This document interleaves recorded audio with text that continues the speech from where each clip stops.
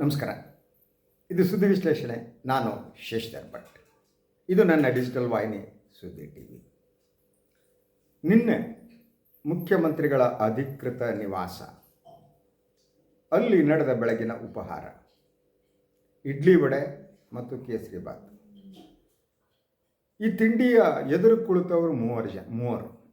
ಮುಖ್ಯಮಂತ್ರಿ ಸಿದ್ದರಾಮಯ್ಯ, ಉಪಮುಖ್ಯಮಂತ್ರಿ D K Shivakumar ಮತ್ತು ಮುಖ್ಯಮಂತ್ರಿಗಳ ಕಾನೂನು ಸಲಹೆಗಾರ ಪೊನ್ನಣ್ಣವರು. ತಿಂಡಿ ತಿಂದರು. ತಿಂದ ಮೇಲೆ ಇಬ್ಬರೇ ಮಾತನಾಡಿದರು. ಅವರು ಇಡ್ಲಿ ವಡ ಎಷ್ಟು ತಿಂದರು, ಕೇಸರಿಬಾತ್ ಇಬ್ಬರು ಎಷ್ಟು ತಿಂದರು ಗೊತ್ತಿಲ್ಲ. ಕೇಸರಿಬಾತ್ ತಿಂದರೋ ಇಲ್ಲೋ ಗೊತ್ತಿಲ್ಲ, ಯಾಕಂದರೆ ಇಬ್ಬರು ಸ್ವಲ್ಪ ಶುಗರ್ ಇರ್ಬೋದು ಅಂತ ನನಗೆ ಇದು.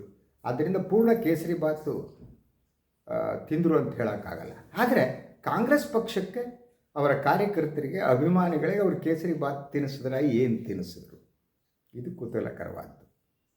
ಕೆಲವೇ ಕ್ಷಣಗಳಲ್ಲಿ ಯುದ್ಧ ವಿರಾಮ ಘೋಷಣೆ ಆಗೋಯಿತು. ಸುಮಾರು 9 ಗಂಟೆಗೆ ಅವರ ಈ ಒಂದು ಬೆಳಗಿನ ಉಪಹಾರದ ಕಾರ್ಯಕ್ರಮ. ಡಿ ಕೆ ಶಿವಕುಮಾರ್ ಬರುವಂತೆಗೆ ಒಂದು 10 ನಿಮಿಷ ಏನೋ ಲೇಟ್ ಆಗಿತ್ತು ಕಾಣುತ್ತೆ. ಸೊ 10:40 ಹೊತ್ತಿಗೆ ಎಲ್ಲ ಮುಗಿದೋಯ್ತು, ಮಾತುಕತೆನೂ ಮುಗಿದೋಯ್ತು. ತಿಂಡಿ ತಿಂದು ಆಯಿತು, ಕಾಫಿ ಕುಡಿದು ಆಯಿತು. ಹಾಗೆಯೇ ಯಾವಾಗ ಡಿ ಕೆ ಶಿವಕುಮಾರ್ ಅವರು ಬಂದರು, ಮುಖ್ಯಮಂತ್ರಿಗಳು ಸ್ವತಃ ಹೊರಗಡೆ ಬಂದು, ತಮ್ಮ ಮನೆ ಹೊರಗಡೆ ಬಂದು ಅವರು ಸ್ವಾಗತಿಸಿದರು. ಇದು ವಿಶಿಷ್ಟವಾದ್ದು. ಯೂಶ್ವಲಿ ಮುಖ್ಯಮಂತ್ರಿಗಳು ಸಿದ್ದರಾಮಯ್ಯನವರು ಹಾಗೆ ಬಾಗಿಲಿಗೆ ಬಂದು ಮತ್ತೊಬ್ಬರನ್ನ ಸ್ವಾಗತಿಸೋದು ಭಾಳ ಕಡಿಮೆ. ಅದು ಕೂಡ ಒಂದು ರೀತಿಯಲ್ಲಿ ಯು ಸಿ ದಟ್ ಅವರ ರಿಲೇಷನ್ ಬದಲಾಗ್ತಾ ಇದೆ, ಸಂಬಂಧದ ವ್ಯಾಖ್ಯೆ ಬದಲಾಗ್ತಾ ಇದೆ ಅನ್ನೋ ರೀತಿಯಲ್ಲಿ ಇತ್ತು. ಮಾತನಾಡಿದ ಮೇಲೆ ಪತ್ರಿಕಾಗೋಷ್ಠಿ. ಸೊ ಪತ್ರಿಕಾಗೋಷ್ಠಿಯಲ್ಲಿ ಮುಖ್ಯಮಂತ್ರಿಗಳು ಹೆಚ್ಚು ಉತ್ಸಾಹಿತರಾದಂತೆ ಕಾಣ್ತಾ ಇತ್ತು. ಡಿ ಕೆ ಶಿವಕುಮಾರ್ ಅಷ್ಟು ಉತ್ಸಾಹಿತರಾಗಿದ್ದರೋ ಇಲ್ಲವೋ ಗೊತ್ತಿಲ್ಲ. ಮುಖ್ಯಮಂತ್ರಿಗಳು ಪತ್ರಿಕಾಗೋಷ್ಠಿಯನ್ನು ಪ್ರಾರಂಭ ಮಾಡಿದ್ದು ಸೈಲೆನ್ಸ್ ಸೈಲೆನ್ಸ್ ಸೈಲೆನ್ಸ್. ಇದು ಒಂದು ರೀತಿಯ ನನಗೆ ಸಾಂಕೇತಿಕ ಅಂತ ಅನ್ನಿಸ್ತಾ ಇತ್ತು.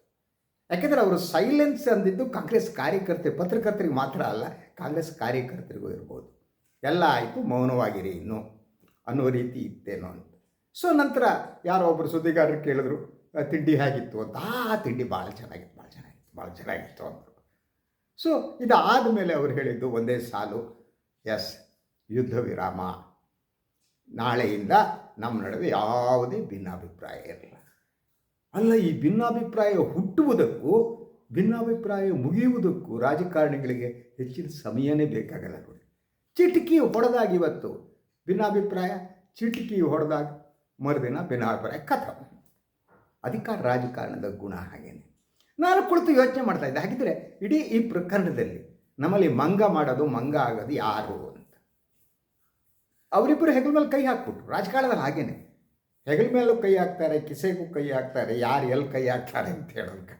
ಅದು ರಾಜಕಾರಣದಲ್ಲಿ ಯು ಸಿ ದಟ್ ಏನು ಅಂತ ಅಂದರೆ, ಕಾಯಂ ಮಿತ್ರರಾಗಲಿ ಶತ್ರುಗಳಾಗಿ ಇರಲ್ಲ ಅನ್ನೋದು ಒಂದು ಅಲ್ವಾ. ಅದ್ರ ಜೊತೆಗೆ ನಿಜವಾದ ಒಬ್ಬ ರಾಜಕಾರಣಿ ಸಮಯದ ಜೊತೆ ಸ್ಪಂದಿಸ್ತಿರ್ತಾನೆ ಅಂತ. ಅಂದರೆ ಯಾರು ಸಮಯದ ಜೊತೆ ಸ್ಪಂದಿಸಲ್ವೋ ಅವ್ರು ರಾಜಕಾರಣಿಗಳಾಗಲ್ಲ. ವರ್ತಮಾನದಲ್ಲಿ ಮಾತ್ರ ರಾಜಕಾರಣಿ ಬದುಕಬೇಕಾಗ್ತದೆ. ಸ್ವಲ್ಪ ಮಟ್ಟಿಗೆ ಭವಿಷ್ಯದ ಕನಸು ಇರಬೇಕು. ಭೂತಕಾಲದಲ್ಲಿ ಯಾವ ರಾಜಕಾರಣಿ ಬದುಕಕ್ಕೆ ಸಾಧ್ಯ ಆಗಲ್ಲ. ಭೂತಕಾಲದ ನೆನಪುಗಳು ಒಬ್ಬ ರಾಜಕಾರಣಿ ಕಾಡ್ತಾ ಇದ್ದರೆ ಫಿನಿಶ್ ಅಂತ. ಅವನು ವರ್ತಮಾನ ಕಾಲದ ಜೊತೆ ರಿಯಾಕ್ಟ್ ಮಾಡ್ತಾ ಇರ್ತಾನೆ, ಬದಲಾಗ್ಬಿಡುತ್ತೆ. ಈಗ ನಾನು ಉಳಿದ ಬಗ್ಗೆ ನಿನ್ನೆನೂ ವಿಶ್ಲೇಷಣೆ ಮಾಡಿದ್ದೀನಿ, ತಾವು ನೋಡಿರ್ಬೋದು. ನನ್ನ ಪ್ರಶ್ನೆ ಇರುವುದು, ಇಡೀ ಈ ಘಟನೆಯಲ್ಲಿ ಮಂಗ ಆದವರು ಯಾರು, ಅಂದರೆ ಯಾರು ವಿದೂಷಕರಾದರು ಅನ್ನೋದು ಯೋಚನೆ ಮಾಡಿ ನೋಡಿ. ಅವರ ಅಭಿಮಾನಿಗಳೇ ಅಲ್ವಾ, ಸಿದ್ದರಾಮಯ್ಯನವರ ಅಭಿಮಾನಿಗಳು ಮತ್ತು ಡಿ ಕೆ ಶಿವಕುಮಾರ್ ಅಭಿಮಾನಿಗಳು ಮತ್ತು ಅವರ ಜಾತಿಯ ಸ್ವಾಮಿಗಳು. ಸೊ ಇವರಿಬ್ಬರು ಒಂದು ಅಂತ ಹೆಗಲ ಮೇಲೆ ಕೈ ಹಾಕಿದ ಮೇಲೆ ಅವರ ಸಲುವಾಗಿ ಮೆರವಣಿಗೆ ತೆಗೆದಂತಹ ಸ್ವಾಮೀಜಿಗಳು, ಅವ್ರ ಕತೆ ಏನು, ಅಭಿಮಾನಿಗಳು ಕತೆ ಏನು, ಸಿದ್ದರಾಮಯ್ಯ ಮತ್ತು ಡಿ ಕೆ ಶಿವಕುಮಾರ್ ಇಬ್ಬರು ಜನ್ಮಾಂತರದ ವೈರಿಗಳು ಅನ್ನುವ ರೀತಿಯಲ್ಲಿ ಬಿಹೇವ್ ಮಾಡ್ತಾ ಸಾಮಾಜಿಕ ಜಾಲತಾಣದಲ್ಲಿ ರಿಯಾಕ್ಟ್ ಮಾಡ್ತಿದ್ದಾರಲ್ಲ, ಅವ್ರ ಕತೆ ಏನು, ಮೂರ್ಖರು ಯಾರು, ಇಡೀ ಪ್ರಕರಣದಲ್ಲಿ ಮೂರ್ಖರು ಯಾರು ಅನ್ನೋದನ್ನು ಯೋಚನೆ. ವಿದೂಷಕರು ಮೂರ್ಖರು ಯಾರು ಅಂತ. ಸ್ವಾಮಿಗಳು ನನಗೆ ಮೊದಲನೇದಾಗಿ ಕಾಣ್ತಾರೆ. ನನಗೆ ಅನಿಸುವಾಗ ಈ ಸ್ವಾಮಿಗಳ ಕೆಲಸ ರಾಜಕಾರಣ ಅಲ್ಲ. ಸ್ವಾಮೀಜಿ ಆದವರು ಸಮಾಜದಲ್ಲಿ ನೈತಿಕತೆಯನ್ನು ಬೋಧಿಸಬೇಕು. ಹೇಗೆ ಮನುಷ್ಯ ಬದುಕಬೇಕು, ಅವನ ಬದುಕು ಹೇಗಿರಬೇಕು, ಆತ ಅನುಸರಿಸಬೇಕಾದ ಮೌಲ್ಯಗಳು ಯಾವುದು, ಇದು ಸ್ವಾಮಿಗಳು ಸಮಾಜಕ್ಕೆ ತಿಳಿಸಬೇಕಾದ ಕೆಲಸ. ಇವತ್ತು ಎಲ್ಲ ಸ್ವಾಮೀಜಿಗಳು ರಾಜಕಾರಣಿಗಳಾಗಿದ್ದಾರೆ. ಅದು ಏನು 3ನೇ ದರ್ಜೆ ರಾಜಕಾರಣಿಗಳಾಗಿದ್ದಾರೆ. ನಾನು ಮೊನ್ನೆ ಮಾತನಾಡಿದೆ, ಉಡುಪಿಯ ಸುಗುಣೇಂದ್ರ ತೀರ್ಥರು ಮೋದಿಯವರಿಗೆ ಭಾರತ ಭಾಗ್ಯ ವಿಧಾತ ಅನ್ನುವ ಬಿರುದು. ಇವರು ಯಾರು ಇವರಿಗೆ ಬಿರುದು ಕೊಟ್ಟವರು? ಬಿರುದು ಇವ್ರ ಅಪ್ಪನ ಮನೆ ಆಸ್ತಿನ ಇವ್ರದ್ದು? ಭಾರತದ ಭಾಗ್ಯ ವಿಧಾತ ಅಂತ ಇವ್ರು ಯಾರು ಕೊಡೋದಕ್ಕೆ? ಇವರು ಮಾಧ್ವ ಪರಂಪರೆಯಲ್ಲಿ ಬಂದು ಮಧ್ವಾಚಾರ್ಯರ ಭಜನೆ ಮಾಡ್ಕೊಂಡು ಕೂತ್ಕೊಬಿಟ್ಟು ಅಲ್ಲಿ ಆ ಕೆಲಸ ಮಾಡಬೇಕು, ಬೋಧಿಸ್ಬೇಕು. ಅದ್ರ ಜೊತೆಗೆ ಬ್ರಾಹ್ಮಣರ ಗುರುಗಳು, ಬ್ರಾಹ್ಮಣರಿಗೆ ಮಾತ್ರ ಅದು ಬೋಧನೆ ಮಾಡ್ಕೊಂಡು ಹೋಗಿ ನೀವು ಬ್ರಾಹ್ಮಣರಿಗೆ ಸಪ್ರೇಟ್. ನನಗೆ ಕುತೂಹಲ ಇತ್ತು. ಸೊ ಮೋದಿಯವರಿಗೆ ಉಡುಪಿ ಮಠದಲ್ಲಿ ಊಟ ಹಾಕ್ತಾರಂತ, ಗೊತ್ತಿಲ್ಲ ಏನಾಯಿತು ಅಂತ. ಅಲ್ಲಿ ಊಟ ಹಾಕಿದರೆ ಅವ್ರಿಗೆ ಯಾವ ಪಂಕ್ತಿಯಲ್ಲಿ ಕೂಡಿಸ್ತಾರೆ ಅಲ್ವಾ? ಅಲ್ಲಿ ಗೊತ್ತು ಬ್ರಾಹ್ಮಣರ ಪಂಕ್ತಿನೇ ಬೇರೆ, ಅಲ್ಲಿ ಒಳಗಡೆ ಬಿಡಲ್ಲ. ಮೋದಿನ ಹೆಂಗೆ ಬಿಡ್ತಾರೆ ಅವ್ರು? ಈ ಮಾಧವ್ ಮಹಾನ್ ಬ್ರಾಹ್ಮಣರಲ್ಲೇ ಅವರಂಥ ಸಂಪ್ರದಾಯಸ್ಥರಿ ಮಾಧವ್ರು ಬಿಟ್ಟರೆ ಯಾರೂ ಇಲ್ಲ. ಸೊ ನಾನು ಒಬ್ಬರ ಹತ್ರ ಮಾತನಾಡ್ತಾ ಇದ್ದೆ. ಅವರು MLA ಆಗಿದ್ದವರು, ಬಸವನಗುಡಿ ನಮ್ಮ MLA ಅವರು. ಸೊ ಅವ್ರು ಹೇಳ್ತಾಯಿದ್ರು, ನಾನು ಹೇಗೆ ನನ್ನ ಹೆಂಡತಿ ಅಡುಗೆ ಬಿಟ್ಟು ಇನ್ಯಾರು ಅಡುಗೆನೂ ಊಟ ಮಾಡಲ್ಲ, ನನಗೆ ಗೊತ್ತಾ, ನಾನೇ ಮಾಡ್ಕೊಳ್ಳೋದು, ನನ್ನ ಹೆಂಡತಿ ಊರಿಗೆ ಹೋಗ್ಬಿಟ್ರು ನೋ ಅಂತಿದ್ರು. ಆ ರೀತಿ ಸಂಪ್ರದಾಯಸ್ಥ ಜನ ಅವರು. ಆ ಸಂಪ್ರದಾಯಸ್ಥ ಸ್ವಾಮಿ ಹೋಗ್ಬಿಟ್ಟು ಭಾರತ ಭಾಗ್ಯ ವಿಧಾತ ಅನ್ನುವ ಬಿರುದನ್ನು ಮೋದಿಯವ್ರಿಗೆ ಕೊಡ್ತಾರೆ. ಯಾವ ಸೀಮೆ ಸ್ವಾಮಿಗಳ್ರಿ ಇವರು? ಎಲ್ಲ ಮಾರಾಟ ಆಗಿ 3ನೇ ಹಂತಕ್ಕೆ ಹೋದರು. So coming to the point, ಈ ಸ್ವಾಮಿಗಳದ್ದು ಇದು ಗೋಳಾಟ ಅಂತೀನಿ ನಾನು. ಇವ್ರಿಗೆ ರಾಜಕೀಯ ಲಾಭ ಬೇಕು ಸ್ವಾಮಿಗಳಿಗೆ. ಸೊ ಈ ನಿರ್ಮಲಾನಂದ ಸ್ವಾಮೀಜಿಗಳು ಒಕ್ಕಲಿಗರ ಸ್ವಾಮೀಜಿಗಳು. ಬಟ್ ಯಾಕೆ DK ಶಿವಕುಮಾರನ್ನ ಕೇವಲ ಒಕ್ಕಲಿಗರನ್ನಾಗಿ ಸೀಮಿತ ಮಾಡಿಸ್ತೀರಿ? ಹಾಗೆಯೇ ಹಿಂದುಳಿದ ವರ್ಗ ಅಹಿಂದದ ಸ್ವಾಮಿಗಳು ಯಾಕೆ ಸಿದ್ದರಾಮಯ್ಯನವ್ರನ್ನ ಕೇವಲ ಅಹಿಂದ ನಾಯಕ ಅನ್ನುವಾಗ ಪ್ರೊಟ್ರೇಟ್ ಮಾಡ್ತೀರಿ? ಇದು ನೀವು ಅವ್ರಿಗೆ ಮಾಡುವ ಅನ್ಯಾಯ ಅಲ್ವಾ? ಇಬ್ಬರು ನಾಯಕರು ಅದನ್ನು ಮೀರಿದವರು ಅನ್ನುವ ನಂಬಿಕೆ ನನಗಿದೆ. ಸಿದ್ದರಾಮಯ್ಯ ಕೇವಲ ಅಹಿಂದ ವರ್ಗಗಳ ನಾಯಕ ಅಂತ ನಾನು ನಂಬಲ್ಲ.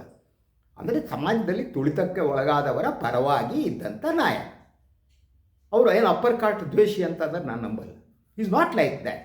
ಆದರೆ ಅವ್ರನ್ನ ತಗೊಂಡೋಗ್ಬಿಟ್ಟು ಬೇರೆ ಕೇವಲ ಅಹಿಂದ ನಾಯಕರನ್ನ ಮಾಡಿ DK ಶಿವಕುಮಾರ್ ಅವರು ಯು ಸಿ ದಟ್ ಒಕ್ಕಲಿಗೆ ಮಾತ್ರ ಅಲ್ಲ, ಅವರು ಬ್ರಾಹ್ಮಣರಲ್ಲಿ ಮಹಾಬ್ರಾಹ್ಮಣ. ಅವರು ಬೆಳಗ್ಗೆ ಎದ್ಬಿಟ್ಟು ಸ್ನಾನ ಮಾಡಿ ದೇವಸ್ಥಾನಕ್ಕೆ ಹೋಗಿ 4 ರೌಂಡು ಬಂದುಬಿಟ್ಟು ಕಟ್ಕಡ ದೇವಸ್ಥಾನಕ್ಕೆ ನಿನ್ನೆನೂ ಎಲ್ಲೋ ಹೋಗಿದ್ದರು. ಸೊ ಅವರ ನಡವಳಿಕೆಯಲ್ಲಿ ಬ್ರಾಹ್ಮಣರನ್ನು ಮೀರಿಸುವಷ್ಟು ದೊಡ್ಡ ವೈದಿಕ ಅವರು ಮನುವಾದಿ ಹೌದು ಅಲ್ವೋ ಗೊತ್ತಿಲ್ಲ ನನಗೆ. ಸೊ ಅವ್ರನ್ನ ತಗೊಂಡು ಕೇವಲ ಒಕ್ಕಲಿಗ ಅಂತ ಯಾಕೆ ಅವ್ರನ್ನ ಸಮುದಾಯಕ್ಕೆ ಸೀಮಿತಗೊಳಿಸ್ತೀರಿ? DK ಶಿವಕುಮಾರ್ಗೆ ಮುಖ್ಯಮಂತ್ರಿ ಸ್ಥಾನ ಸಿಗಬೇಕು ಅಂತ ಇದ್ದರೆ ಅದರ ಸಲುವಾಗಿ ಕರ್ನಾಟಕದ ಎಲ್ಲ ಜಾತಿ ಸಮುದಾಯದ ಜನ ಹೋರಾಟ ಮಾಡಿದರೆ ಅವ್ರು ದೊಡ್ಡ ನಾಯಕರಾಗ್ತಾರೆ. ಈ ಜಾತಿ ನಾಯಕರು ಸ್ವಾಮಿಗಳು ಬಂದ್ಬಿಟ್ಟು ದೊಡ್ಡದಾಗಿ ಪ್ರತಿಭಟನೆ ನಮ್ಮವರಿಗೆ ಮಾಡಿ ಯಾಕೆ ಅವ್ರನ್ನ ಯಾಕೆ ನೀವು ನಿಮ್ಮ ಜಾತಿಗೆ ಸೀಮಿತಗೊಳಿಸ್ತೀರಿ? ಅದನ್ನು ಮೀರಿ ಅವ್ರು ಯಾಕೆ ಬೆಳೆಯೋದಕ್ಕೆ ಬಿಡಲ್ಲ? ಈ ಪ್ರಶ್ನೆಗಳಿವೆ. ಸೊ ಇಡೀ ಪ್ರಕರಣದಲ್ಲಿ ಆದದ್ದು ಹಾಗೆ. ನೀವು ಎಷ್ಟು ಬಹುಬೇಗ ಇಬ್ಬರು ಒಂದಾದರು ಅನ್ನೋದು. ಸೊ ಇದು ಕಾಂಗ್ರೆಸ್ ಹೈಕಮಾಂಡಿಗೆ ಬೇಕಾಗಿತ್ತು ಅಂತ. ಕಾಂಗ್ರೆಸ್ ಹೈಕಮಾಂಡಿಗೆ ಬಹಳ ಸ್ಪಷ್ಟವಾಗಿ ಒಂದು ಸೂಚನೆಯನ್ನು ನೀಡಿದ್ದು ಅದು KC ವೇಣುಗೋಪಾಲ್ ಅವರು. ಅವರಿಗೆ ಸಮಯ ಬೇಕಾಗಿತ್ತು. ಈಗ ಇಬ್ಬರಿಗೂ ಒಂದು ಸಮಯ ಸಿಕ್ಕಿದೆ. ಅಂದರೆ ಏನು 8ನೇ ತಾರೀಕು ಬೆಳಗಾವಿಯಲ್ಲಿ ಚಳಿಗಾಲದ ಅಧಿವೇಶನ ನಡೀತಾ ಇದೆ. ಅಲ್ಲಿವರೆಗೂ ಸರ್ಕಾರ ಬೀಳಲ್ಲ, ಮುಖ್ಯಮಂತ್ರಿ ಬದಲಾಗಲ್ಲ. ಸೊ ಇದು ಮುಗಿದ ಮೇಲೆ ಇನ್ನು ಯಾವಾಗ ಆಗುತ್ತೆ ಗೊತ್ತಿಲ್ಲ. ಸೊ ಇವತ್ತು ಸೋನಿಯಾ ಗಾಂಧಿ ಅಧ್ಯಕ್ಷತೆಯಲ್ಲಿ ಸಂಸದೀಯ ಸಭೆ ನಡೀತಾ ಇದೆ ದೆಹಲಿಯಲ್ಲಿ. ಸೊ ಅಲ್ಲಿ ಚರ್ಚೆ ನಡೆಯುತ್ತೆ definitely how to do it ಅಂತ. ನಾನು ನಿನ್ನೆ ಕೂಡ ಹೇಳಿದೆ, ಈ ವಿಚಾರ ಕರ್ನಾಟಕದ ವಿಚಾರ ಸಂಬಂಧಪಟ್ಟ ಹಾಗೆ ಸೋನಿಯಾ ಗಾಂಧಿ ಮತ್ತು ರಾಹುಲ್ ಗಾಂಧಿ ಅವರ ನಡುವೆ ವ್ಯತ್ಯಾಸ ಇದೆ. ರಾಹುಲ್ ಉತ್ತರ ಅಂತಂದರೆ ಸೋನಿಯಾ ದಕ್ಷಿಣ ಅಂತಿದ್ದಾರೆ. There is a lot of difference. ಅಲ್ಲಿ ಇನ್ನೊಂದು ಪ್ರಶ್ನೆ ಇದೆ ಈ ಡಿಫ್ರೆನ್ಸಿಗೆ. ಸೊ ರಾಹುಲ್ ಗಾಂಧಿಗೆ ಇರುವುದು ಸೈದ್ಧಾಂತಿಕವಾದ ಒಂದು ನಿಲುಮೆ. ಸೋನಿಯಾ ಗಾಂಧಿಗೆ ಅವರಿಗಿರುವುದು ಪಕ್ಷಕ್ಕಾಗಿ ಒಬ್ಬ ದುಡಿದ ವ್ಯಕ್ತಿಗೆ ಕೂಲಿ ಕೊಡಬೇಕು ಅನ್ನೋದು. ಸತತವಾಗಿ ಸುಮಾರು 2 ದಶಕಗಳಿಗಿಂತ ಹೆಚ್ಚು ಕಾಲದಿಂದ ಎಲ್ಲೆಲ್ಲಿ ಚುನಾವಣೆ ನಡೆದಿದೆಯೋ ಅಲ್ಲೆಲ್ಲ ಸಂಪನ್ಮೂಲವನ್ನು ಒದಗಿಸಿದ್ದು. ಅದ್ರ ಜೊತೆಗೆ ಕಾಂಗ್ರೆಸ್ ಯಾವಾಗ ಕ್ರೈಸಿಸ್ನಲ್ಲಿದೆ ಅಲ್ಲಿ ಓಡಿ ಹೋದದ್ದು DK ಶಿವಕುಮಾರ್. ಆ ಕ್ರೈಸಿಸನ್ನು ಬಗೆಹರಿಸೋದಕ್ಕೆ ಮಾಡಿದ್ದು. ಅದರ ಜೊತೆಗೆ ಸೋನಿಯಾ ಗಾಂಧಿಗೆ ಇನ್ನೊಂದು ಕಾರಣಕ್ಕೆ DK ಶಿವಕುಮಾರ್ ಮೇಲೆ ಯಾಕೆ ಗೌರವ ಅಂತ ಅಂದರೆ, ಎಸ್ ಮೋದಿ ಸರ್ಕಾರ ಬೆದರಿಸಿ ಕಾಂಗ್ರೆಸ್ ಒಡೆಯುವಂತೆ ಮಾಡಿದರು. ಅದಕ್ಕೆ ತಲೆಬಾಗದೆ ಜೈಲಿಗೆ ಹೋದ್ರಲ್ಲ 2 ತಿಂಗಳ 3 ತಿಂಗಳಾಯ್ತಲ್ಲ, ಅದಕ್ಕಾಗಿ ಸೋನಿಯಾ ಗಾಂಧಿಯವರಿಗೆ ಅವ್ರ ಮೇಲೆ ಗೌರವ. ಆದರೆ ರಾಜಕಾರಣದಲ್ಲಿ ಕೇವಲ ಈ ರೀತಿಯ ಸ್ವಾಮಿನಿಷ್ಠೆ ಗೌರವಗಳು ಪಕ್ಷನಿಷ್ಠೆ ಮಾತ್ರ ಕಾರಣ ಆಗಬೇಕಾ, ಅಥವಾ ಅದಕ್ಕೆ ಮೀರಿದ ಕೆಲವು ಅಂಶಗಳು ರಾಜಕಾರಣದಲ್ಲಿ ಇರ್ತವ? It is important thing. ಯಾಕೆಂದರೆ ರಾಹುಲ್ ಗಾಂಧಿ ಯೋಚನೆ ಮಾಡ್ತಾ ಇರುವುದು ಕರ್ನಾಟಕದಲ್ಲಾಗುತ್ತಿರುವ ಈ ರಾಜಕೀಯ ಬೆಳವಣಿಗೆಗಳೇನಿವೆ ಇದರಲ್ಲಿ ತೆಗೆದುಕೊಳ್ಳುವ ತೀರ್ಮಾನ ದೀರ್ಘಕಾಲೀನ ಪರಿಣಾಮ ಬೀರುತ್ತೆ ಅನ್ನೋದು ರಾಹುಲ್ ಗಾಂಧಿ ಗೊತ್ತಿದೆ. Sonia Gandhi is thinking differently. Rahul Gandhi ಈಗ ಇಡೀ ಅವರ ರಾಜಕಾರಣದಲ್ಲಿ ಅವರಿಗೀಗ ಯಾರ ಮೇಲೆ ಕಾನ್ಸಂಟ್ರೇಟ್ ಮಾಡಬೇಕು? ಇನ್ ಅ ಪವರ್ ಪಾಲಿಟಿಕ್ಸ್. ಅವರು ರಾಹುಲ್ ಗಾಂಧಿ ಅವರ ಕಾನ್ಸಂಟ್ರೇಷನ್ ಇರುವುದು ಅಹಿಂದ ವರ್ಗದ ಮೇಲೇ. ಯಾಕೆಂದರೆ ಅಪ್ಪರ್ ಕಾಸ್ಟ್ ವೋಟ್ ಅಂತೂ ಕಾಂಗ್ರೆಸ್ಸಿಗೆ ಬರಲ್ಲ. ಬ್ರಾಹ್ಮಣರು, ಲಿಂಗಾಯತರು ಕೆಲವು ಪ್ರಮಾಣದಲ್ಲಿ ಬರಬಹುದು. ಈ ಮೇಲ್ಜಾತಿಯ ವೋಟ್ಗಳು ಕಾಂಗ್ರೆಸ್ಸಿಗೆ ಬರಲ್ಲ. ಅವರು ಕಾಂಗ್ರೆಸ್ಸನ್ನು ದ್ವೇಷಿಸುವ ಹಂತಕ್ಕೆ ಹೋಗಿದ್ದಾರೆ. ಅದಕ್ಕೆ ಬೇಕಾದಂತಹ ಒಂದು ವೇದಿಕೆಯನ್ನು ಸೃಷ್ಟಿ ಮಾಡಿದ್ದು ಪ್ರಧಾನಿ ನರೇಂದ್ರ ಮೋದಿ ಮತ್ತು ಅವರ BJP RSS. ಅದು ಪ್ರತಿ ಕ್ಷಣದಲ್ಲಿ ಕಾಂಗ್ರೆಸ್ನ ಇಮೇಜನ್ನು ನಾಶಪಡಿಸುವ ಒಂದು ಬಹುದೊಡ್ಡ ಆಂದೋಲನವನ್ನು ಕಾರ್ಯವನ್ನು ನಡೆಸಿದೆ. ಸತ್ಯವನ್ನು ತಿರುಗಿಸುವಂಥದ್ದು, ಸುಳ್ಳುಗಳನ್ನು ಹೇಳ್ತಾ ಹೋಗೋದು. ನೀವು ಈ ಇಂಡಿಯಾದಲ್ಲಿ ಗಾಂಧೀಜಿ ಏನೂ ಕಾಂಟ್ರಿಬ್ಯೂಷನ್ ಮಾಡಿಲ್ಲ, ನೆಹರು ಏನೂ ಮಾಡಿಲ್ಲ, ಯಾರೂ ಏನೂ ಮಾಡಿಲ್ಲ. ಎಲ್ಲ ಪ್ರಾರಂಭ ಆಗಿದೆ 2014 ನಂತರ ಅನ್ನುವ ವಾತಾವರಣ ಸೃಷ್ಟಿಸಲಾಗಿದೆ. ಈ ಇಂಡಿಯಾ ಅನ್ನುವ ದೇಶಕ್ಕೆ ಇಷ್ಟು ಸುದೀರ್ಘವಾದ ಇತಿಹಾಸ ಇದೆಯಲ್ಲ, ಆ ಇತಿಹಾಸದಲ್ಲಿ ಈ ದೇಶವನ್ನು ಕಟ್ಟಿದವರು ನರೇಂದ್ರ ಮೋದಿ ಮಾತ್ರನಾ? ಜನ ಪ್ರಶ್ನೆ ಮಾಡಲ್ಲ. ಯಾವ ಸಮಾಜದಲ್ಲಿ ಜನ ಪ್ರಶ್ನೆ ಮಾಡುವುದು ನಿಲ್ಲಿಸ್ತಾರೋ ಒಳಗಡೆ ಆ ಸಮಾಜ ಕೊಳೆಯೋದಕ್ಕೆ ಪ್ರಾರಂಭ ಆಗುತ್ತಂತೆ. ಪ್ರಶ್ನಿಸಬೇಕು ಅಂತ. ಸಮಾಜ ಜೀವಂತ ಆಗಿರುವುದೇ ಪ್ರಶ್ನಿಸುವುದರ ಮೂಲಕ. ಆದರೆ ಇವತ್ತಿನ ದುರಂತ ಅಂದರೆ ಪ್ರಶ್ನಿಸುವುದು ನಿಂತು ಹೋಗ್ಬಿಟ್ಟಿದೆ. ನೀವು ಪ್ರಶ್ನಿಸಿದ ತಕ್ಷಣ ನಿಮ್ಮ ಮನೆ ಬಾಲಿಗೆ ಇಡಿನೋ ಇನ್ಕಮ್ ಟ್ಯಾಕ್ಸೋ ಬರುತ್ತೆ. ನೀವು ಯಾವಾಗ ಪ್ರಶ್ನೆ ಮಾಡುವುದನ್ನು ಪ್ರಾರಂಭ ಮಾಡ್ತೀರಿ ನಿಮಗೆ ದೇಶದ್ರೋಹಿ ಅನ್ನುವ ಪಟ್ಟವನ್ನು ಕಟ್ಟಲಾಗುತ್ತೆ. ಪ್ರಶ್ನಿಸುವುದನ್ನು ಮೊದಲು ಪ್ರಶ್ನಿಸುವ ಮನಸ್ಸುಗಳನ್ನು ಗುಲಾಮರನ್ನಾಗಿ ಬದಲಿಸುವುದು ಮತ್ತು ಬೇರೆಯವರಿಗೆ ಗುಲಾಮರು ಅಂತ ಅನ್ನೋದು. ನೀವು ಸರಿ ಇಲ್ಲ ಅಂತಂದರೆ ನೀವು ಕಾಂಗ್ರೆಸ್ ಗುಲಾಮ ಅನ್ನೋದು. ಆ್ಯಕ್ಚುಲಿ ಈ ಗುಲಾಮ ಸಂತತಿಯನ್ನು ಸೃಷ್ಟಿ ಮಾಡಿದ್ದು BJP, ನರೇಂದ್ರ ಮೋದಿ ಮತ್ತು RSS. ಧರ್ಮವನ್ನು ಹಿಡಿದುಕೊಂಡು ಈ ದೇಶದ ಒಳಗಡೆ ಗುಲಾಮಿ ಸಂಸ್ಕೃತಿಯನ್ನು ಅವರು ಸೃಷ್ಟಿ ಮಾಡಿದರು. ಅದನ್ನು ಪ್ರಶ್ನೆ ಮಾಡುವಂತೆ ಇಲ್ಲ. ಪ್ರಶ್ನಿಸುವುದನ್ನು ಮೊದಲು ನಿಲ್ಲಿಸಬೇಕು ಅಂತ ಎಲ್ಲ ದಟ್ ಸರ್ವಾಧಿಕಾರಿಗಳು ಮಾಡೋದೇ. ಅವರು ಪ್ರಶ್ನಿಸುವ ನಾಲಿಗೆಯನ್ನು ಮೊದಲು ಕಟ್ ಮಾಡ್ತಾರೆ. ಪ್ರಶ್ನಿಸುವವರಿಗೆ ನಾಲಿಗೆ ಇರಕೂಡದು. ನಾಲಿಗೆ ಇರಕೂಡದು ಅಂದರೆ ಹೋಗ್ಬಿಟ್ಟು ಅವ್ರು ನಾಲಿಗೆ ಕಟ್ ಮಾಡ್ತೀರಿ ಅಂತಲ್ಲ, ಮಾತನ್ನು ನಿಲ್ಲಿಸುವಂತೆ ಮಾಡೋದು. ತಮ್ಮ ಕೈಲಿರುವ ಅಸ್ತ್ರಗಳನ್ನು ಬೇರೆದನ್ನು ಬಳಸುವ ಮೂಲಕ. That is a thing. Yes sir, that is a thing. ಆದ್ದರಿಂದ ಈ ಒಂದು ಸಿಚುವೇಷನ್ನಲ್ಲಿ Congress is in a deep trouble ಅಂತ. ಕಾಂಗ್ರೆಸ್ಸಿಗೆ ಒಂದು ಸಮಸ್ಯೆ ಇದೆ. ಆದ್ದರಿಂದ ರಾಹುಲ್ ಗಾಂಧಿ ಮುಂದಿರುವ ಸಮಸ್ಯೆ ಅಂದರೆ ದೇಶದ ಒಬ್ಬ ಅಗ್ರಗಣ್ಯ ಅಹಿಂದ ನಾಯಕನನ್ನು ನೀವು ಮುಖ್ಯಮಂತ್ರಿ ಸ್ಥಾನದಿಂದ ಇಳಿಸಿ ನಾನು ಅಹಿಂದ ಪರ ಅಹಿಂದ ರಾಜಕಾರಣ ಮಾಡ್ತೀನಿ ಅಂದರೆ ಜನ ಏನಂತಾರೆ ಅಲ್ವಾ? ಜನ ಚೀತು ಅಂತಾರೆ, ನಾಟಕ ಅಂತಾರೆ. ಈಗಾಗಲೇ ಕಾಂಗ್ರೆಸ್ ಇಮೇಜ್ ನೆಲಕಚ್ಚಿದೆ. ಆ ಇಮೇಜನ್ನು ಮತ್ತೆ ಪುನರ್ ಸೃಷ್ಟಿ ಮಾಡುವುದು ಈಸಿ ಅಲ್ಲ. ಅದಕ್ಕೆ ಪ್ರಬಲವಾದ ದಟ್ ಬದ್ಧತೆ ಬೇಕು ಅಂತ. ರಾಜಕಾರಣದಲ್ಲಿ ಬದ್ಧತೆ ಹೊರಟೋಗಿದೆ, ಬದುಕಿನಲ್ಲಿ ಬದ್ಧತೆ ಹೊರಟೋಗಿದೆ. ಬದ್ಧತೆ ಅನ್ನುವುದು ಇಲ್ಲ. Everybody has become A trader ಅಂತ. ಜಗತ್ತಿನಲ್ಲಿ ಎಲ್ಲ ವ್ಯಾಪಾರಸ್ಥರಾಗಿದ್ದಾರೆ. ಲಾಭ ಎಷ್ಟು, ನಷ್ಟ ಎಷ್ಟು ಯೋಚನೆ ಮಾಡ್ತಾರೆ. ಯಾವುದಾದನೇ ಎಲ್ಲೆಲ್ಲಿ ಮಾರಾಟ ಇರುವಾಗ ಎಲ್ಲ ಅಂಗಡಿ ತೆಕ್ಕೊಂಡಿರ್ತಾರೆ. ಈ ಅಂಗಡಿಯಲ್ಲಿ ಕೋಮುವಾದ ಇರುತ್ತೆ, ಈ ಅಂಗಡಿಯಲ್ಲಿ ದ್ವೇಷ ಇರುತ್ತೆ, ಈ ಅಂಗಡಿಯಲ್ಲಿ ಹಿಂಸೆ ಇರುತ್ತೆ, ಈ ಅಂಗಡಿಯಲ್ಲಿ ರಕ್ತಪಾತ ಇರುತ್ತೆ. ಇಂಥ ಅಂಗಡಿಗಳನ್ನು ತೆಗೆದುಕೊಂಡು ಮಾರಾಟ ಮಾಡುವವರು ಎಲ್ಲ ಮಾರಾಟ ಮಾಡಿ ಗದ್ದುಗೆ ಮೇಲೆ ಕೂತ್ಕೊಳ್ತಾರೆ. This is situation. ಆದ್ದರಿಂದ ಈಗ ನಾನು ಮೊದಲು ಎತ್ತಿರೋ ಪ್ರಶ್ನೆ, ಇಡೀ ಈ ಪ್ರಕರಣದಲ್ಲಿ ಈ ಸ್ವಾಮಿಗೋಳ ಗೋಳ ನೋಡೋಕ್ಕಾಗ್ತಿರಲಿಲ್ಲ ನನಗೆ. ಪಾಪ ಎಲ್ಲ ಎದ್ಬಿಟ್ಟು ಬೆಳಗ್ಗೆ ಕಾವಿ ಎತ್ಕೊಂಡು ವೆಹಿಕಲ್ ಇಟ್ಕೊಂಡು ತಮ್ಮ ಭಕ್ತರು ಹಿಡ್ಕೊಂಡು ರಾಜಕಾರಣಿಗಳಿಗೆ ಮನೆಗೆ ಓಡೋಗೋದು, ಅವ್ರ ಮನೆಯಲ್ಲಿ ಕೂತ್ಕೊಂಡಿರೋದು, ಅವ್ರು ಬಂದ ತಕ್ಷಣ ರಾಜಕಾರಣಿಗಳು ಬಂದು ನಮಸ್ಕಾರ ಮಾಡೋದು, ಕೈ ಎತ್ಬಿಟ್ಟು ಆಶೀರ್ವಾದ ಮಾಡಿ ನನ್ನ ಮಕ್ಕಳ್ರ. ಯಾಕೆ ಬೇಕಿತ್ತು ಇದೆಲ್ಲ? ಈ ಸ್ವಾಮಿಗಳೆಲ್ಲ ಕಾಣದೆ ರಾಜಕಾರಣಿಗಳ ಮನೆಯಲ್ಲಿ. ಅವರೇನೇ ಮೂಲ ಕಾರಣ. ಕಾಂಗ್ರೆಸ್ ರಾಜಕಾರಣದಲ್ಲಿ ಏನಾಗುತ್ತೆ ಏನಾಗಲ್ಲ ದೇ ವಿಲ್ ಡಿಸೈಡ್. ಮತ್ತು ಅವ್ರು ಅರ್ಥ ಮಾಡ್ಕೋಬೇಕಾದ್ದು ಸಿದ್ದರಾಮಯ್ಯ ಮತ್ತು DK ಶಿವಕುಮಾರ್ ಅವರು ಸ್ನೇಹಿತರು ಆಗಬಲ್ಲರು, ವೈರರು. ಆದ್ದರಿಂದಲೇ ಅವರು ರಾಜಕಾರಣಿಯಾಗಿದ್ದಾರೆ. ಅವ್ರ ಮನೆ ಕರೆದು ತಿಂಡಿನೂ ತಿನ್ಬೋದು, ಕೇಸರಿ ಭಾತು ತಿನ್ಬೋದು, ಇಡ್ಲಿ ವಡಾನು ತಿನ್ಬೋದು, ಮಿರ್ಚಿ ಬಜ್ಜಿನೂ ತಿನ್ಬೋದು, ಏನು ಬೇಕಾದ್ರೂ ತಿನ್ಬೋದು. ಕೆಲವೊಮ್ಮೆ ಮಿರ್ಚಿ ಬಜ್ಜಿ ತಿಂತಾರೆ, ಕೆಲವೊಮ್ಮೆ ಕೇಸರಿ ಭಾತ್ ತಿಂತಾರೆ, ಕೆಲವೊಮ್ಮೆ ಶುಗರ್ ಜಾಸ್ತಿ ಇದ್ದರೂ ಕೇಸರಿ ಭಾತ್ ತಿನ್ನಬೇಕು. That is a situation. ಅವ್ರು ಮಾಡ್ಕೋತಾರೆ, ನಿಮ್ಗೆ ಯಾಕೆ ಹಣೆ ಬರ? ನೀವು ಕೂತ್ಕೊಂಡು ಧರ್ಮದ ಬಗ್ಗೆ ಮಾತನಾಡಿ, ಅಥವಾ ನಿಮ್ಮ ಸಮುದಾಯದ ಉನ್ನತಿ ಕೆಲಸ ಮಾಡ್ತಾರೆ ಮಾಡಿ, ಐ ಹ್ಯಾವ್ ನೋ ಇಶ್ಯೂ. ಆದರೆ ರಾಜಕಾರಣಿಗಳಿಗೆ ಯಾಕೆ ಆಗ್ತೀರಿ ನೀವು? ನನಗಿರುವ ಬಹುದೊಡ್ಡ ಕಳಕಳಿ ಮತ್ತು ಇದು ಏನು ಅಂದರೆ, ನೀವು ಕರ್ನಾಟಕದ ಕಾಂಗ್ರೆಸ್ ಪಕ್ಷದ ಇಬ್ಬರು ಪ್ರಬಲ ನಾಯಕರನ್ನು ಅವರ ಜಾತಿಗೆ ಸೀಮಿತಗೊಳಿಸಿ ಅವರ ಇಡೀ ವ್ಯಕ್ತಿತ್ವ ಏನಿದೆಯಲ್ಲ ಅದನ್ನು ನಾಶಪಡಿಸ್ತಿದ್ದೀರಿ. ಅವರ ವ್ಯಕ್ತಿತ್ವ, ಅವರ ಪ್ರತಿಮೆ ಇದೆಯಲ್ಲ, ಪ್ರತಿಮೆ ಉರುಳಿ ಬೀಳುವಂತೆ ಮಾಡ್ತಾ ಇದ್ದೀರಿ.